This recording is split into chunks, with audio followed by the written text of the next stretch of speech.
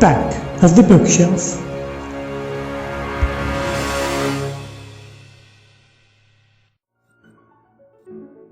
The Jewels by Guy de Maupassant.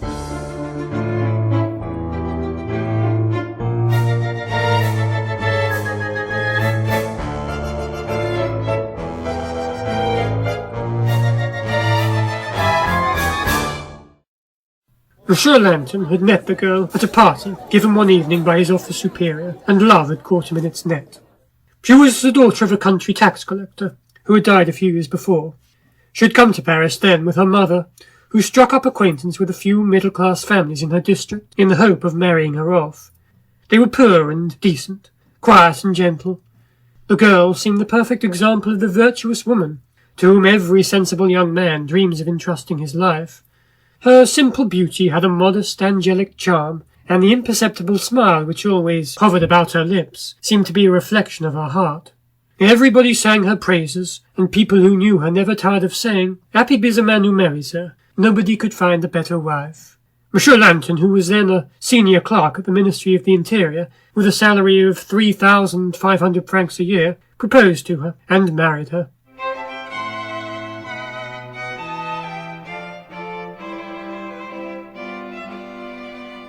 He was incredibly happy with her.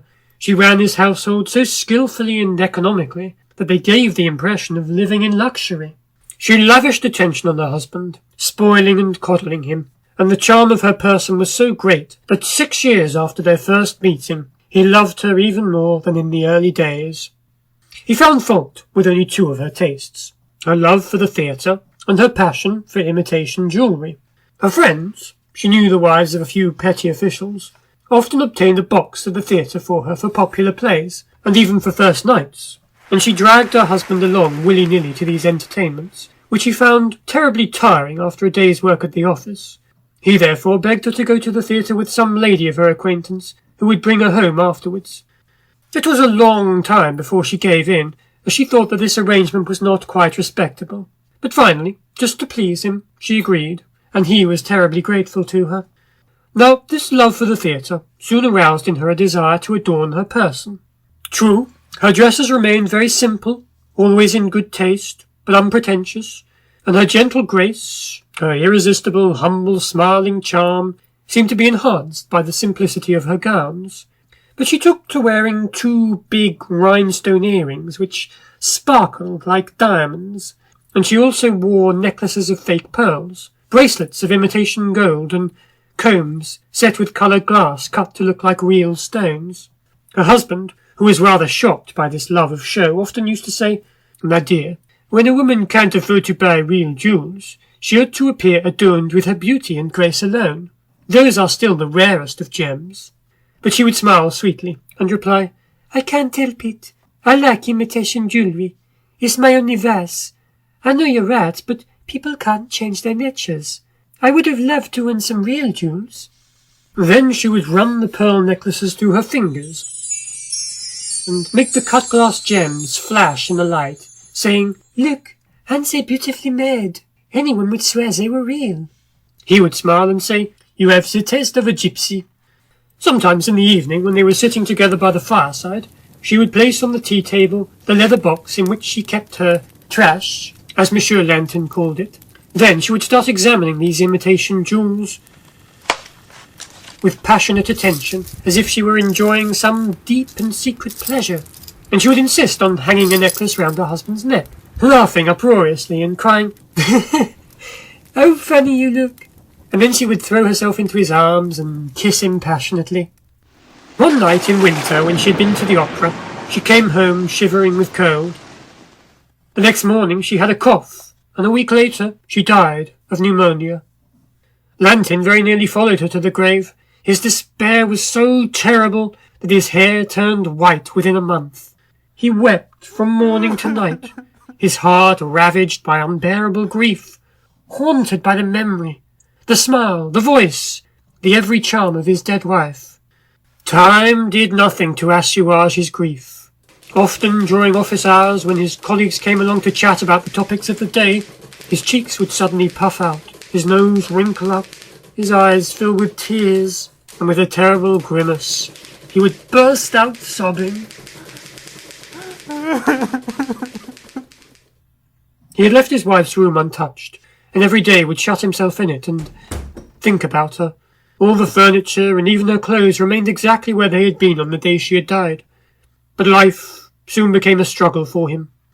His income, which in his wife's hands had covered all their expenses, was now no longer sufficient for him on his own, and he wondered in amazement how she had managed to provide him with excellent wines and rare delicacies, which he could no longer afford on his modest salary.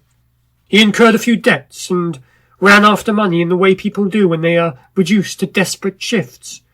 Finally, one morning, finding himself without a sou a whole week before the end of the month, he decided to sell something, and immediately the idea occurred to him of disposing of his wife's trash. He still harboured a sort of secret grudge against those false gems, which had irritated him in the past, and indeed the sight of them every day somewhat spoiled the memory of his beloved. He rummaged for a long time among the heap of gaudy trinkets she had left behind, for she had stubbornly gone on buying jewellery until the last days of her life, bringing home a new piece almost every evening. At last, he decided on the large necklace, which he seemed to like best, and which he thought might well be worth 6 or 7 francs, for it was beautifully made for a piece of paste. He put it in his pocket, and set off for his ministry, following the boulevards and looking for a jeweller's shop which inspired confidence. At last, he spotted one, and went in, feeling a little ashamed of exposing his poverty in this way, and of trying to sell such a worthless article. "Monsieur," he said to the jeweller, "I would like to know what you think this piece is worth." The man took the necklace, examined it, turned it over, weighed it, inspected it with a magnifying glass, called his assistant, made a few remarks to him in an undertone, placed the necklace on the counter, and looked at it from a distance to gauge the effect. Monsieur Lanton, embarrassed by all this ritual, was opening his mouth to say, "Oh, I know perfectly well that it isn't worth anything," when the jeweller said, "Monsieur, this necklace is worth between 12 and 15,000 francs, but I couldn't buy it from you unless you told me where it came from." The widower opened his eyes wide, and stood there gaping, unable to understand what the jeweller had said. Finally he stammered, "What was that you said? Are you sure?" The other misunderstood his astonishment, and said curtly, "You can go somewhere else and see if they'll offer you more. In my opinion it's worth 15,000 at the most.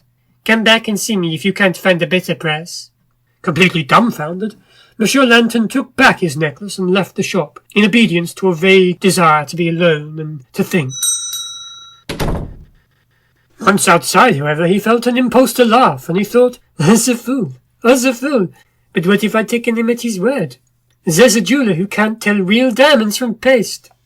And he went into another jeweller's shop at the beginning of the Rue de la Paix.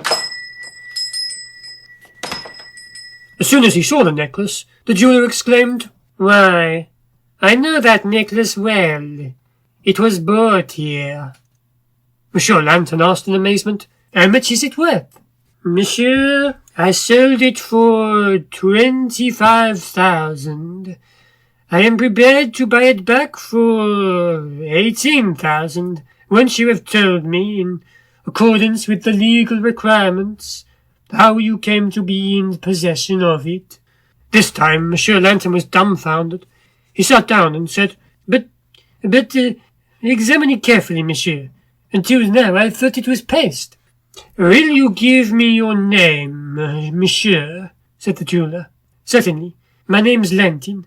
I am an official at the Ministry of the Interior, and I live at number 16 Rue de Maupassant." The jeweller opened his books, looked for the entry, and said, "Yes, this necklace was sent to Madame Lantin's address, number 16 Rue de Maupassant, on the 20th of July, 1876. The two men looked into each other's eyes, the clerk speechless with astonishment, the jeweller scenting a thief. Finally the latter said, "Will you leave the necklace with me for 24 hours? I'll give you a receipt." "Why, certainly," stammered Monsieur Lantin. and he went out, folding the piece of paper, which he put in his pocket. Then he crossed the street, walked up it again, noticed that he was going the wrong way, went back as far as the jewelleries, crossed the sign, realised that he had gone wrong again, and returned to the Champs-Élysées, his mind a complete blank. He tried to think it out, to understand. His wife couldn't have afforded to buy something so valuable, that was certain. But in that case, it was a present. A present! But a present from whom? And why was it given her? He halted in his tracks, and remained standing in the middle of the avenue. A horrible doubt crossed his mind. Her? But in that case all the other jewels were presents too. The earth seemed to be trembling under his feet, and a tree in front of him seemed to be falling. He threw up his arms, and fell to the ground unconscious. He came to his senses in a chemist's shop, into which the passers-by had carried him. He took a cab home and shut himself up. He wept bitterly until nightfall, biting on a handkerchief so as not to cry out. Then he went to bed, worn out with grief and fatigue, and slept like a log. A ray of sunlight awoke him, and he slowly got up to go to his ministry. It was hard to think of working after such a series of shocks. It occurred to him that he could ask to be excused, and he wrote a letter to his superior. Then he remembered that he had to go back to the jeweller's, and he blushed with shame. He spent a long time thinking it over, but decided that he could not leave the necklace with that man. So he dressed and went out. It was a fine day, and the city seemed to be smiling under the clear blue sky. People were strolling about the streets with their hands in their pockets. Watching them, Lantern said to himself, "How lucky rich people are. With money, you can forget about the deepest of sorrows. You can go where you like, travel, enjoy yourself. Oh, if only I were rich." He began to feel hungry, for he had eaten nothing for 2 days, but his pocket was empty. Then he remembered the necklace. 18,000 francs! 18,000 francs! That was a tidy sum and no mistake. When he reached the Rue de la Paix, he started walking up and down the pavement opposite the jeweller's shop. 18,000 francs! And a score of times he almost went in, but every time shame held him back. He was hungry though, very hungry, and he had no money at all. He quickly made up his mind, ran across the street so as not to have any time to think, and rushed into the shop. As soon as he saw him, the jeweller came forward and offered him a chair with smiling politeness. His assistants came into the shop too, and glanced surreptitiously at Lantern, with laughter in their eyes and on their lips. "I have made inquiries, monsieur," said the jeweller, "and if you still wish to sell the necklace, I am prepared to pay you the price I offered you." "Why, certainly," stammered the clerk. The jeweller took 18 large banknotes out of a drawer, counted them, and handed them to Lantern, who signed a little receipt, and with a trembling hand put the money in his pocket. Then, as he was about to leave the shop, he turned towards the jeweller, who was still smiling, and lowering his eyes, said, I have some other jewels which have come to me from the same legacy. Would you care to buy them too?" The jeweller bowed. "Certainly, monsieur." One of the assistants went out, unable to contain his laughter. Another blew his nose loudly. Lantern, red-faced and solemn, remained unmoved. "I will bring them to you," he said, and he took a cab to go and fetch the jewels. When he returned to the shop an hour later, he still had had nothing to eat. The jeweller and his assistants began examining the jewels one by one, estimating the value of each piece. Almost all of them had been bought at that shop. Lantern now began arguing about the valuations, lost his temper, insisted on seeing the sales registers, and spoke more and more loudly as the sum increased. The large diamond earrings were worth 20,000 francs, the bracelets 35,000, the brooches, rings and lockets 16,000, a set of emeralds and sapphires 14,000, and a solitaire pendant on a gold chain 40,000. making a total sum of 196,000 francs. The jeweller remarked jokingly, "This obviously belonged to a lady who invested all her savings in jewellery." Lantin replied seriously, "It's as good a way as any of investing one's money." And he went off after arranging with the jeweller to have a second expert valuation the next day. Out in the street, he looked at the Vendôme column and felt tempted to climb up it as if it were a greasy pole. He felt light enough to play leapfrog with the statue of the emperor, perched up there in the sky. He went to Voisson's for lunch and ordered wine with his meal at 20 francs a bottle. Then he took a cab and went for a drive in the Bois. He looked at the other carriages with a slightly contemptuous air, longing to call out to the passers-by, "I'm a rich man too! I'm worth 200,000 francs!" Suddenly he remembered his ministry. He drove there at once, strode into his superior's office, and said, "Monsieur, I have come to resign my post. I have just been left 300,000 francs." He shook hands with his former colleagues and told them some of his plans for the future. Then he went off to dine at the Café Anglais. Finding himself next to a distinguished-looking gentleman, he was unable to refrain from informing him with a certain coyness that he had just inherited 400,000 francs. For the first time in his life, he was not bored at the theatre, and he spent the night with some prostitutes. 6 months later, he married again. His second wife was a very virtuous woman, but extremely bad-tempered. She made him very unhappy.